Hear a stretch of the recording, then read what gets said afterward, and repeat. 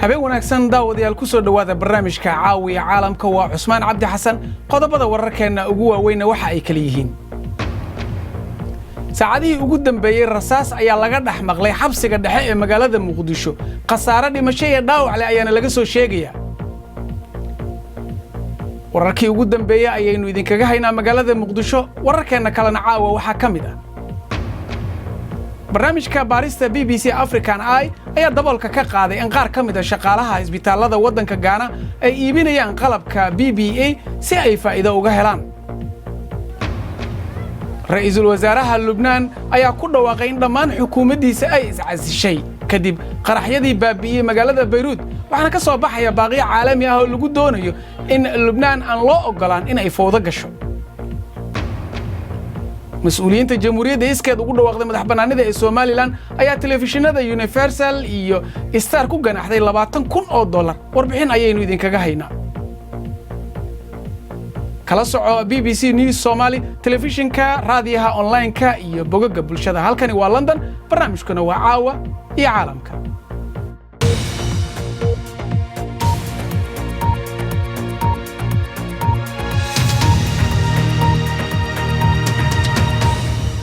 waxaynu ku bilaabanaynaa magaalada Muqdisho halkaasi weerar ka dhacay gudaha xabsiga dhexe ee dawladda rasaas ayaa laga maqlay gudaha xabsiga sida ay sheegeen dad goobjoogayaal ah wariyaheena BBC-da magaalada Muqdisho beela sheego ayaa la socotay oo hadda si toos ah qadka ugu jirta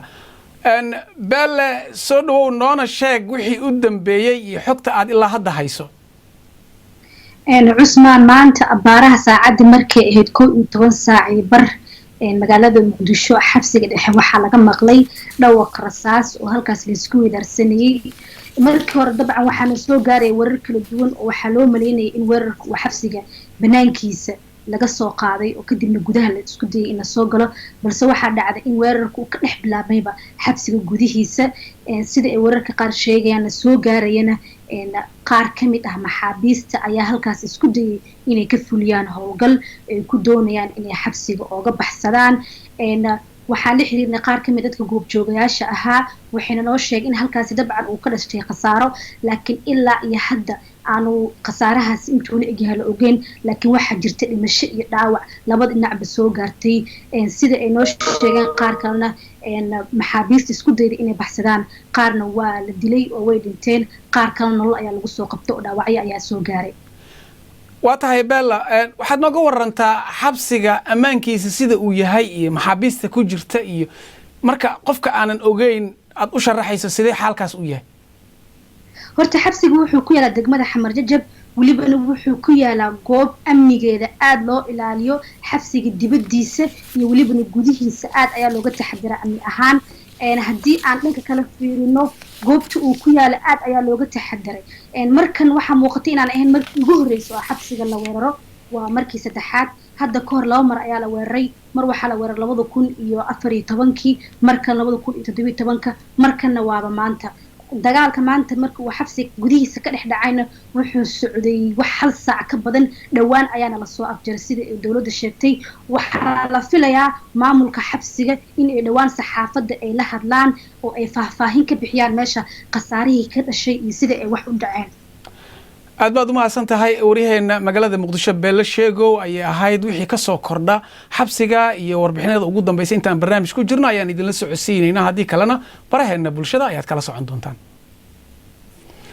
barnaamijka baarista BBC African Eye ayaa shaaca ka qaaday in shaqaalaha qaar ee isbitaalada Ghana ay iibiyaan qalabka muhiimka ah ee BBE si ay shakhsi ahaan uga faa'iideystaan tiro ka badan 2,000 oo shaqaalaha caafimaadka ee Ghana ayaa waxa ku dhacay viruska corona qalabka ilaalinta muhiimka ah ayaa dalka aad uga yaraaday sida gaashaanka wajiga iyo gafur xirka iyo dharka wariyaha isqariya Anas Armiyaw Anas ayaa soo bandhigay sida qaarkood ay uga faa'iidayaan aadan maxamed cabdi saalimin ayaana soo jeedinaya waxa ay ka caraysan yihiin dhakhtarkii ugu horreeyay ee u dhintay COVID-19 dalka Ghana oo la aasayo waxa uu ahaa dhakhtar weyn oo runtiina aad u heelan geeridiisu waa arrin aad iyo aad looga tebi doono oo u xun cisbitaalka iyo guud ahaan Ghana oo dhan marka uu fayraska corona soo gaaray Gaana dawladdu waxa ay ku cadaadisay cisbitaalada intii awoodooda inay isu keenaan qalabka ilaalinta. laakiin mar walba ma haysana iyaga, taasina waa dhibaatada jirta. waxaanu ka helnay warbixinno kala duwan mid ka mid ah cisbitaalada ugu wanaagsan in uu u burburayo dhibaatada ah in ay si qarsoodi ah u iibinayaan qalabka PPE. waxa ay garteen Mr. Thomas Ozeya oo ka shaqeeya farmashiga. intii aan baaritaanka ku guda jirnay waxa aanu duubnay iib qiimihiisu ahaa $100 oo qalabka badbaadinta oo laga keenay Thomas hal maalin oo kaliya 9 shay guud ahaan. midka kale waxaan siinaa shaqaalaha kalkaalisayaasha. maalin kale gaashaanka wejiga kaasoo naadir ku ah dalka waqti dhaqaatiirtu ay isku dayayaan inay iyagu si iskooda ay u samaystaan. kan markaad ka saarto ma mid kale ayaad dhigaysaa halkiisa. iyadoo dhexda looga jiro mushkiladda heer qaran, Thomas waxa uu u muuqday inuu u fududeeyey iibka kooxdeena qalabka badbaadada PPE si uu jaabka u gashado. waxa aan muuqaalkan qarsoodiga ah u tusnay dhakhtarka caanka ah Dr. Hadi Abdallah. waa waxaan dhici karin. waxaan ula jeedaa waa maxay tani? waa damac xun haddii ay ku fakirayaan in ay cadow ama sharwadayaal noqdaan iyagoo og in shaqaalaha caafimaadku aanay haysan qalabka ilaalinta oo ay khatar gelinayaan noloshooda iyo nolosha qoysaskooda. waxaanu hor dhignay eedaymaheenna Thomas kaas oo qirtay inuu iibiyey PPE. waxa uu ku dooday in uu u sameeyey ganacsi isaga u gaar ah oo alaabooyinka aanu cisbitaalku lahayn, waxaana uu keenay rasiidka alaabta. laakiin markii aanu baaritaan ku samaynay rasiidyada waxa ay noo sheegeen shirkadihii soo qoray inay dhammaantood ay gadaal uga qoran tahay in ay Thomas hoos yimaadaan kormeeridda iyo taariikhda. maamulo sare oo cisbitaalka Greater Accra Regional ayaa waxa uu noo sheegay kadib baaritaan gudaha Thomas in shaqada laga joojiyey oo looga joojiyey iibinta PPE-ga taas oo uu ku jibiyey xeerarka cisbitaalka. dhammaan PPE-ga la iibsaday intii lagu guda jiray baaritaanka waxaa loogu deeqay shaqaalaha caafimaadka ee safka hore. laakiin su'aasha taagan ayaa waxa ay tahay imise kale oo qalabka PPE ah oo muhiim u ah Gaana ayaa maqan. ilaa imise nolol ayaana lagu badbaadin karay. bal markana aynu eegno qodobada kale ee ku jira wararka maanta. madaxweynaha Faransiiska Emmanuel Macron ayaa cambaareeyay dilka 8 ruux oo ka shaqeynayay beerta duurjoogta ee Niger. nin u dhashay Faransiiska ayaa ka mid ahaa dadkaasi. dilka ayaa ka dhacay meel lagu yaqaan in ay ku nool yihiin raxantii ugu dambeysay gariga galbeedka Afrika. wali ma cadda cidda ka dambeysay weerarka, balse khubaradu waxay aaminsan yihiin in kooxaha jihadoonka ay ku sii xoogeysanayeen Niger. natiijada imtixaanka ardayda dugsiyada sare ee Jamhuuriyadda iskeed ugu dhawaaqday madax bannaanida ee Somaliland ayaa maanta la shaaciyay. habka loo qaaday imtixaanka ayaa ka duwanaa qaabkii awal hore loo qaadi jiray, iyadoo dhammaan maadooyinka hal maalin la wada galay. sanadkan waxaa imtixaanka u fariistay fasalada afraad ee dugsiyada sare oo kaliya, iyadoo dhammaan fasalada kale loo qiimeeyey imtixaankii dhexe oo ay galeen ka hor inta aanan bilaaban cabsida fayraska corona. in ka badan 500 oo muhaajiriin oo badda dhinaca Faransiiska UK kaga soo galayay ayaa la qabtay iyaga oo wato dooyo yaryar maalmihii u dambeeyay. mas'uuliyiinta UK-na waxay sheegeen in 65 ruux shalay English Journal laga soo qabtay, iyadoo 150 ay yimaadeen maalintii ka sii horeysay. dawladda UK ayaa ka fiirsanaysa in ay ciidamo badda ah geyso si looga hortago dadka soo galaya, balse kuwa dhaliila waxa ay ka digeen inay taasi xaaladda kaga sii darayso. ra'iisul wasaaraha Lebanon ayaa ku dhawaaqay in dhammaan xukuumaddiisa ay iscasishay gabi ahaanba kadib qaraxyadii dhacay Talaadadii, laakiin waxa ay uu ku eedeeyay musuqmaasuq iyo siyaasiyiin ay dantooda kaliya ka shaqeynaya. waxa ayna yiri ay doonayaan in dalka iyo dhibaato uu sii galo iyo qalalaase. mas'uuliyiinta ayaa sheegaya in iminka in dhimashadu 220 ay marayso, dhaawacuna uu 7,000 gaarayo. warbixintan waxaa soo diray Quentin Somerville. waa kan bidhaan.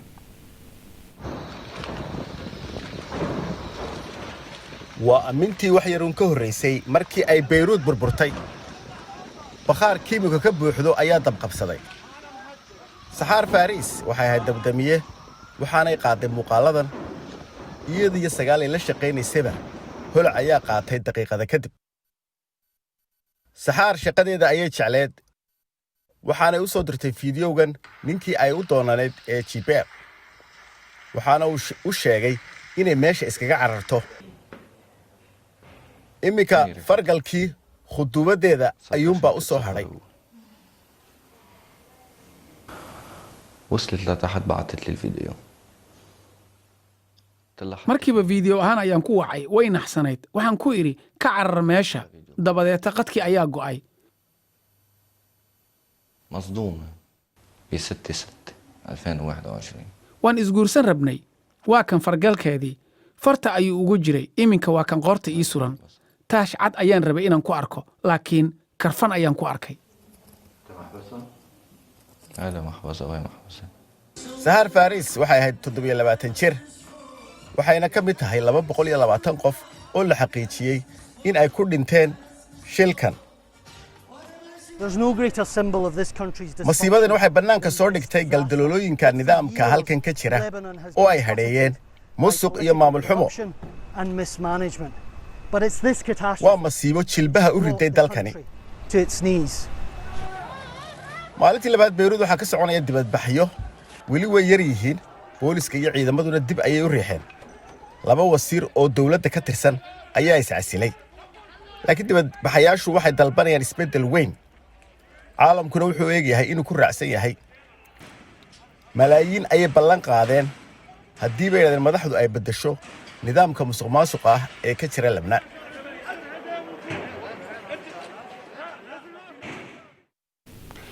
weli waxaa inoo soo socda telefishinada Universal iyo Star ee magaalada Hargeysa ayaa lagu ganaxay $20,000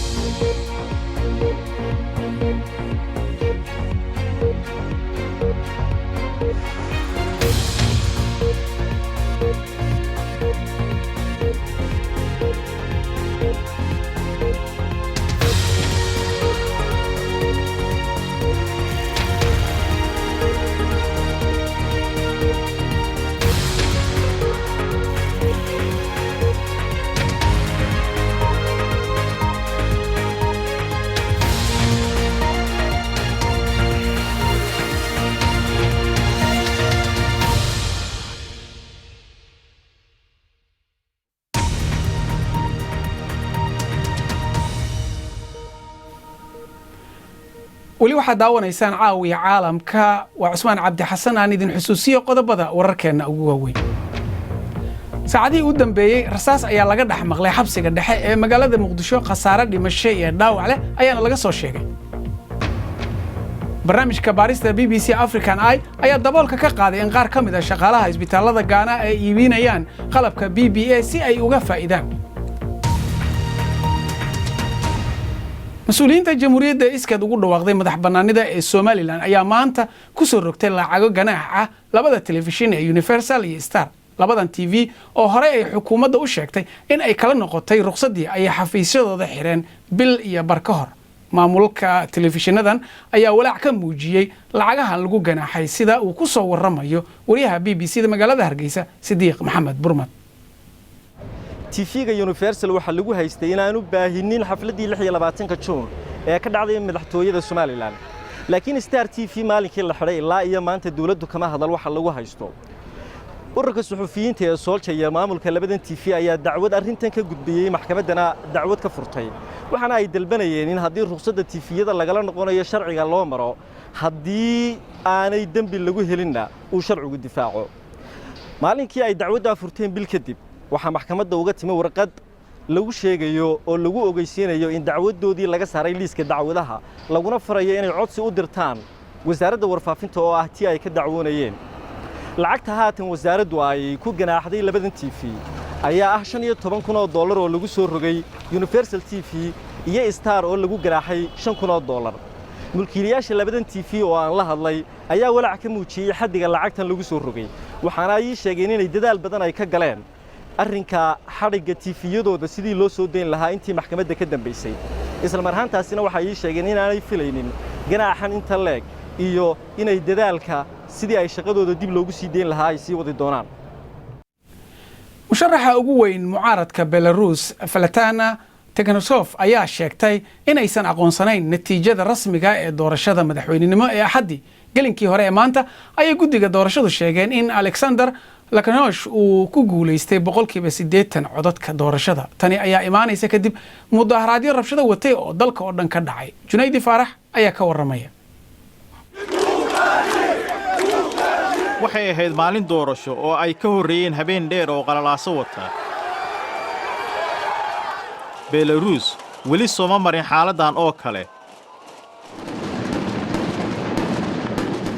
qarxiyo ayaa ka dhacay bartamada magaalada Minsk kadib markii ay dibadbaxayaashu diideen inay wadooyinka faaruqiyaan.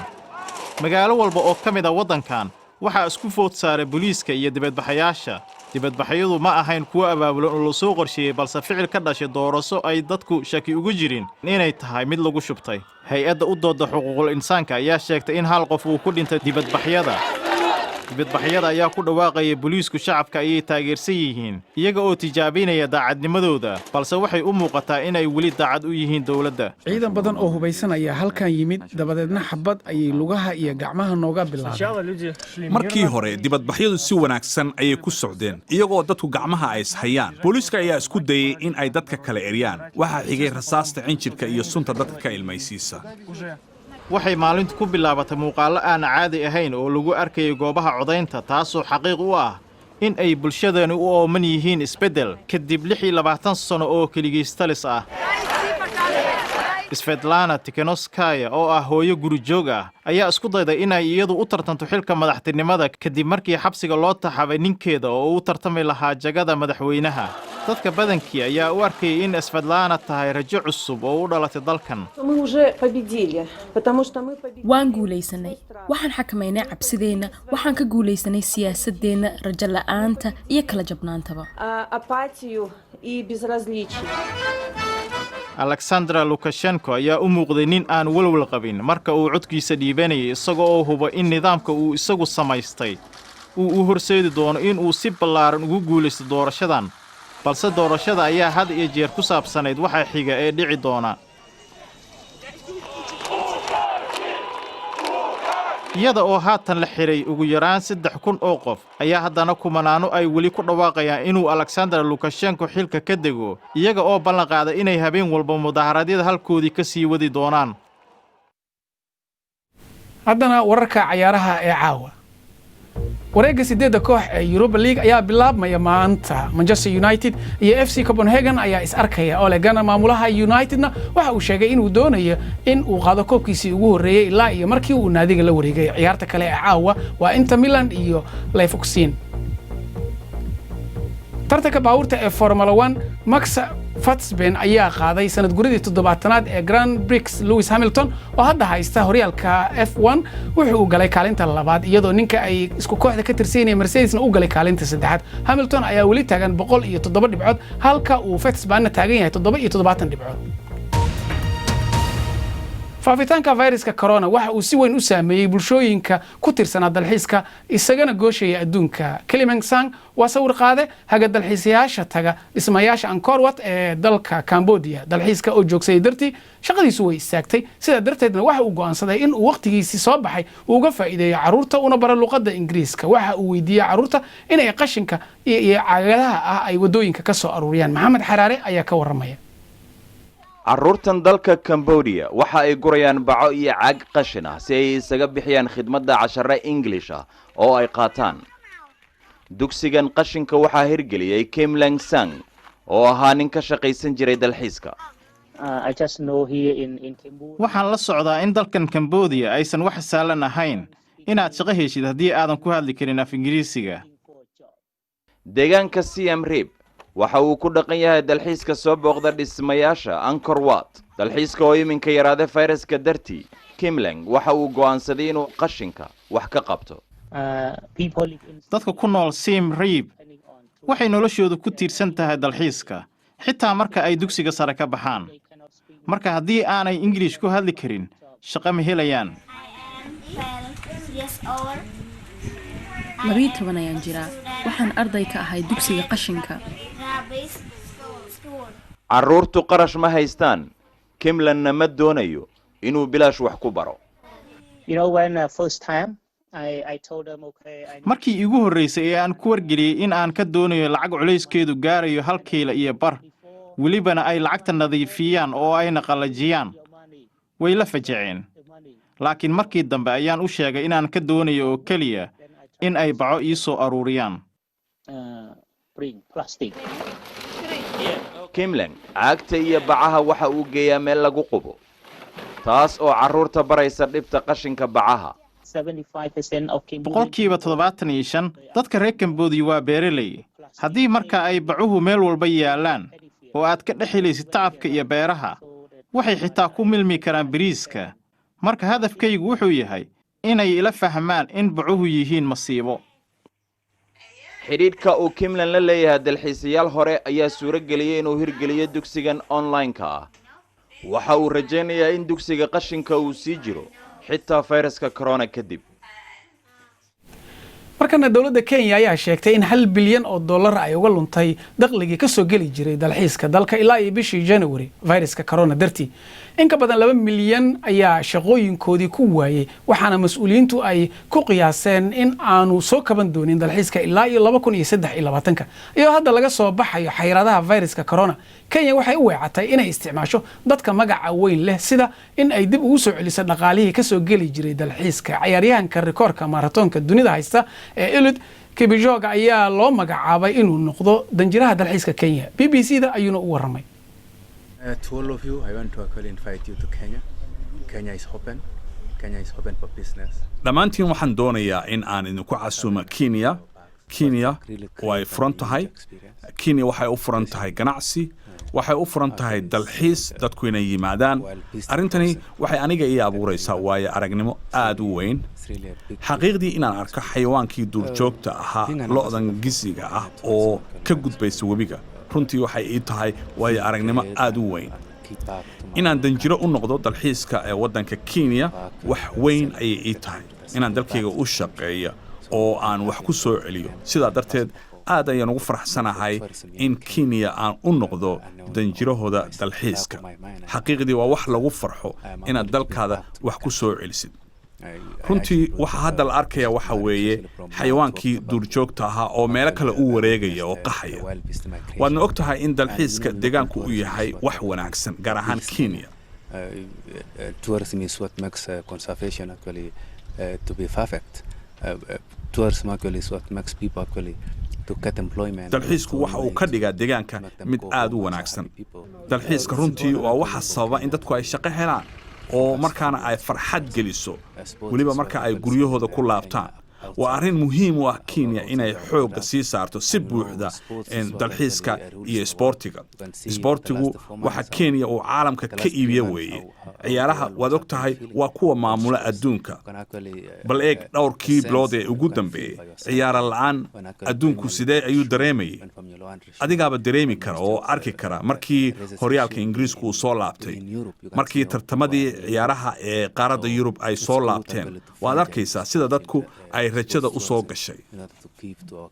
marka aad ay u wanaagsan tahay in ciyaaraha iyo dalxiiska la isku qabto si adduunka loo tuso rajo iyo inaan badbaadayno oo aanu shaqaynayno mar dhowna uu xaalku hagaagi doono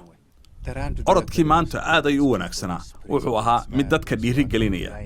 inay dadka dalxiisku yimaadaan oo ay arkaan xayawaankan oo ay deegaanka soo booqdaan laakiin kama warhayno cidda xanaanaysa xayawaankan iyo weliba dhaqaalaha ka dambeeya xusuusna wararkii ugu dambeeyay ee BBC Somali waxaad ka heli kartaan bbc.com/somali intaas ayaan ku soo gabagabaynaynaa barnaamijkeena caawiya caalamka waad ku mahadsantihiin daawashadiina intaan mar kale kulmi doono nabad gelyo